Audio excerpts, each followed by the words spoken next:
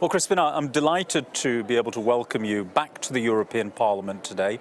Our Legal Affairs Committee has been working quite extensively on all of the issues that interest you in particular. Certainly on the matters of transfer of value, it's important, absolutely vital we get this right, because there's just so much at stake for people involved in the industry, for creators, for the music business, and much wider than that, that we make sure we get this issue right. I'm extremely grateful to you for doing all this work and for understanding that this really is completely critical to the future of European creativity generally. Specifically, I mean, to music, obviously, it's very important, but it's also fantastically important to journalists, poets, playwrights, photographers, artists, authors, all creators.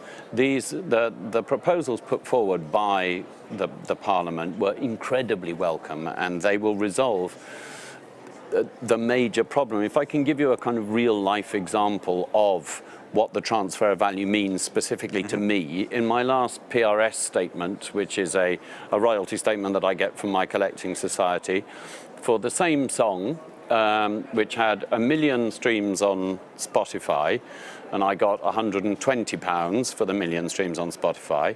And then exactly the same song had 1 million views on YouTube, and I got £12 for the 1 million views on YouTube. Now, the situation is that there is no such thing as exposure anymore. I don't believe personally that CDs will be around for very much longer, because I certainly don't listen to them. None of my friends listen to them. It's a shrinking market. Same with digital downloads. Effectively, radio has become the primary method of delivering music and of consuming music. So whereas before the radio would be seen as exposure and promotion to sell a record or a live concert, that there is nothing but the format, the stream. So when YouTube says we are providing exposure or promotion for you to sell your product, there is no product to sell. The product is the view on YouTube. And they say there is a live issue. They say we can go out and earn money live, but the reality, I've been there. I used to be an artist. I now work with emerging artists, Jake Bug, Florence and the Machine, Bat for Lashes, the entire time. You need to have 1,500 people in the audience to make a modest living for 4 or 5 people in a band. And it takes a long time to get 1,500 people in the audience. And the trouble is that I have bands, or I've worked with bands that have had 30, 40 million views on YouTube, but 30 or 40 million views on YouTube translates to 15 or 16 people in Norwich. So it doesn't, you know, the audience. I'm surprised by the audiences aren't, the reality of the audiences aren't. One of the biggest challenges that we have is trying to, in effect, future-proof whatever provisions we put in place. Yeah. Because the industry is changing so quickly, the technology is changing so quickly, the way in which people are accessing the creative industries is changing rapidly all the time. And for a long time we were in a position where the basic legal delivery of creative content remained within certain parameters. Even though the technologies did move on and eventually we had CDs. I mean, that was quite revolutionary at the time. I'm from that generation. But now we really are in an era that whenever we think through a format that's going to work for today, we get that right. By the time we've got it right, things have moved on already. But I get exactly what you're saying, but I do think that the proposals that you've put forward are effective and are future-proof. Yes. I mean, the idea that the redefining, it's a anachronistic piece of legislation that provided safe harbour for platforms that are doing things that safe harbour was never intended for them to do. Safe harbour was invented, as you know, to protect the pipelines down which the internet travelled, so that you couldn't sue the postman for delivering something that was illegal. However, these platforms and the definitions that you've invented will work and will work in the future between an active and a passive host. So if it is just British Telecom who runs a pipeline across the Atlantic, you can't sue them for somebody sending something illegal down there. However, where it's an enormous social media platform that actively promotes, if you, for example, on YouTube, if you play one piece of music, it will then continue to play other pieces of music that it chooses based upon your previous choices. So it will play you music that you like. That YouTube is the biggest and best streaming service on the planet. It just needs to admit that it is one. Yeah, well, there is a real issue of responsibility there as well. I quite recently actually made a trip across to the States in order to try and get some further information about how the platforms are operating and what's going on. And that was a really interesting experience for me, and a lot of the information I got from that has allowed us to do what we've done here. But you know, people have got to start to understand, and part of the exercise that we have to do is an educational exercise along with the provisions that we're putting in place. People have got to understand this. You know, this is not just about a really cool Crispin talking to a really boring MEP called Karim. This is about this is about future generations and content. This is about making sure that we are not about to eliminate all of that talent from being able to do the future innovation and creativity. And at the end of the day, the public has to understand one thing. They love their content. Where does it come from? You're absolutely right. And also, the trouble is that the narrative has recently been kind of deliberately misconstrued as if copyright and creator rights are an industrial battle. It's not an industrial battle. Copyright is an individual right. And in order to protect, people are becoming, you know, the citizen creator. People are producing incredible pieces of work and uploading them to platforms, and sooner or later those people might want to become professional creators rather than citizen creators. So the provisions in this protect those people from the future. And for example, I understand that Creative Commons have been having some issues with, and I'm a big supporter of Creative Commons. However, there is allegedly, or the meme on the internet goes, that the person who invented, not meaning to advertise, but the person who invented the iOS system behind the iPhone was a hacker from somewhere like Sweden, who put up his idea on Creative Commons, and Apple have built an enormous global industry based on the back of his work. He should have a right to a slice of that, and this is what the commission's proposals. These are the proposals suggest that you will give him the opportunity to do that. So these proposals are protecting the citizen, and they're protecting the citizen creator from, you know, to allow them to continue to be creative in the future. Yes. And that in turn will, from a European perspective, creativity and our national cultural output defines our cultural identity. It's the difference between all of us. Sure, I know that you're a fan of Europe, I'm a huge fan of Europe, but we need to protect our individual identities and our languages, and it's culture that does that. And if we homogenize all of our culture for the sake of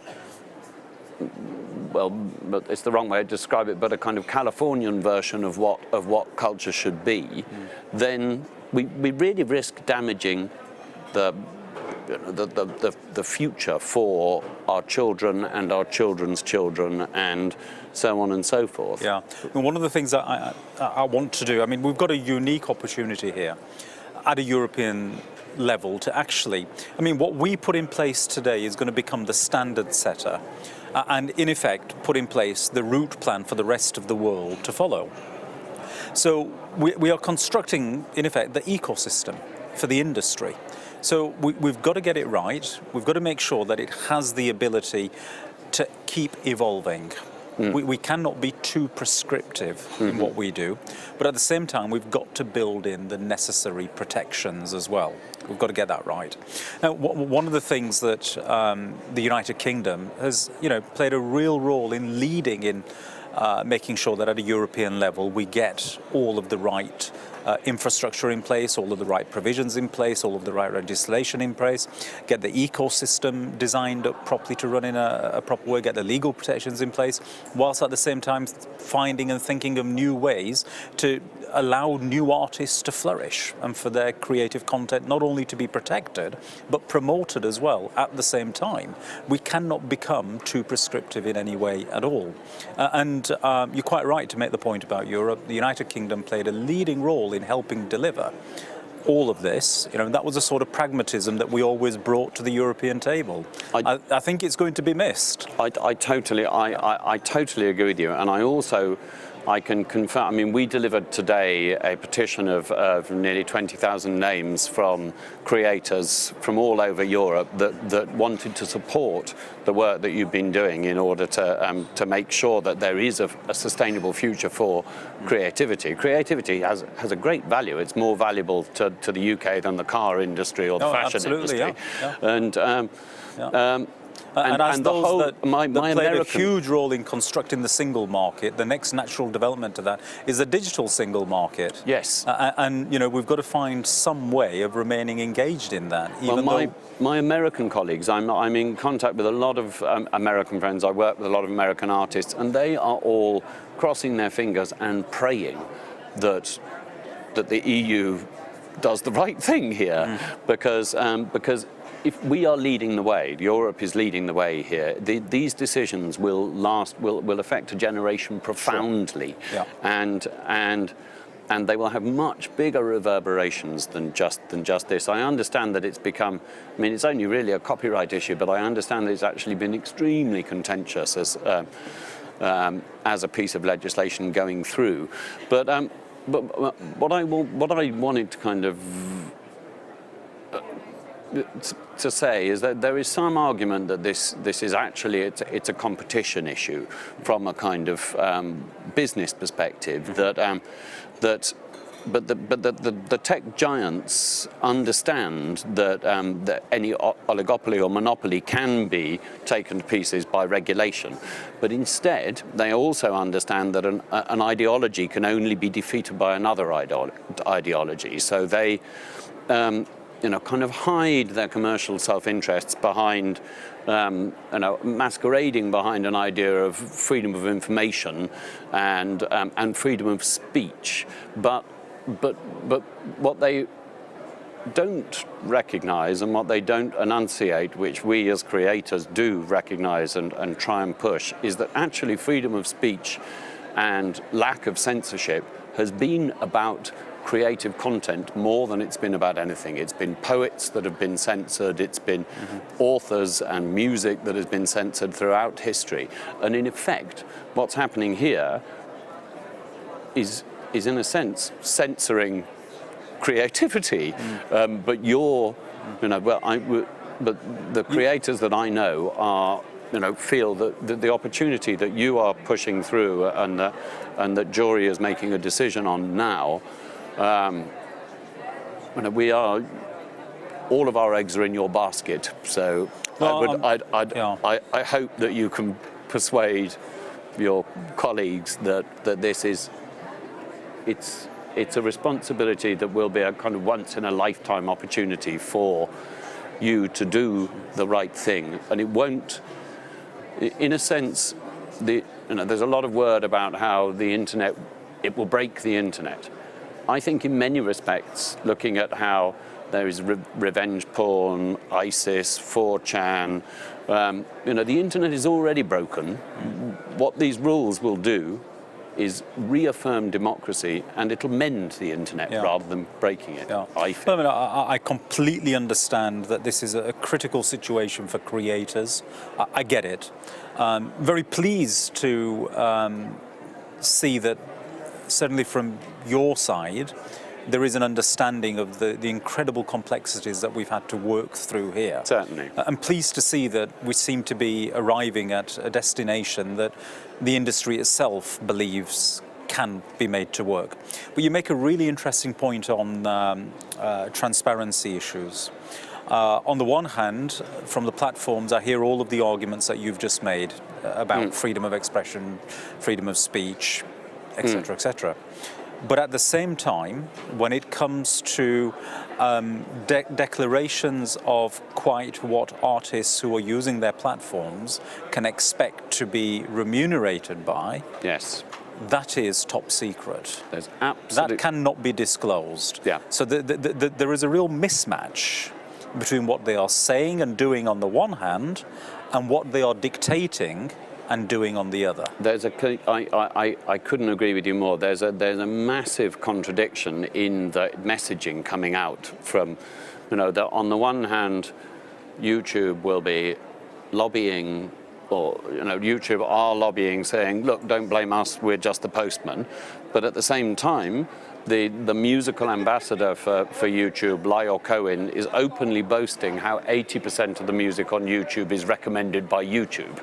It's one or the other. Sure. And these mixed messages are, they're creating a chaos. And unfortunately, whereas I love technology, don't get me wrong, I love YouTube. I just think it's a streaming service, and it's the best one. It should pay like a streaming service. It shouldn't pretend that it's not. It may be streaming works, content that users have generated, but that's still content that creators have made. Those are citizen creators creating something, and sooner or later they may want to become professional filmmakers or professional artists.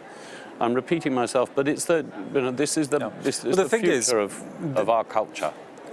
It's in the platform's own interests to ensure that the creators are being properly and fairly rewarded, because the platforms are only as successful as the content that is placed upon them. I couldn't agree more. Yeah. They in effect are shooting themselves in the foot by dealing with things in the way that they presently are, certainly when it comes to the newer artists who want to use their platforms. Yes, I agree, but I also, it could be argued, and it looks the way that that a lot of those platforms that are now producing their own professional content, that there is a kind of land grab into that Netflix are making their own television programs. They're brilliant television programs. I've got no problem with that, and people pay for it. That's absolutely great.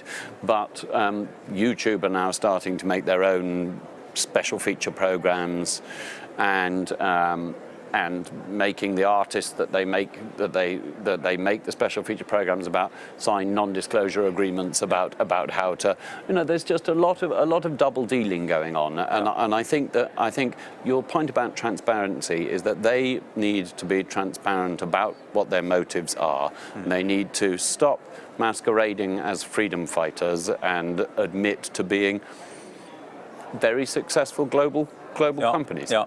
Well, I'm sure, Crispin, you and I will be discussing this quite a lot in time to come. I've no doubt about that. I'm actually today very confident that we're going to arrive at a position that works. I think there is an understanding within our committee here in the European Parliament, certainly, as to what is required and how best to ensure that it's delivered. Certainly for my part, please rest assured I will continue to push to ensure that we get the final product right. I'm really grateful to you, Sajjad. It's incredibly encouraging to know that there are people who understand the issues, who understand our perspective as creators, and who we recognise that the complexity and the nuances of how to balance this. But I think if you can, these proposals are not outrageous. They are sensible forward-thinking, innovative ways of making sure that the internet works and delivers the promise that it was supposed to do, which is opportunity and egalitarian, democratic choice for everybody. And at the moment, the benefits of the internet are not living up to their promise at the moment. I think the value of British and European creativity is not ending up in Britain or Europe. It's ending up in the Bay Area of San Francisco. Well, we've got to change that. Yeah. We've got protectionism coming to the fore all over the place. Yeah. This is not protectionism. This is just creating a level playing field and making sure that our artists are treated fairly, ultimately. And whilst we've got British MEPs here, I think those of us that are constructively engaged have a duty to make sure that we deliver on this before we arrive at a point where we're no longer here. I can't tell you how distraught I am about the thought of British MEPs not being here, but thank you so much. It's good of you to say that. Sajjad Karim, thank you very, Very good to have much. seen you. That was a really Thank you. good talk. Thank you.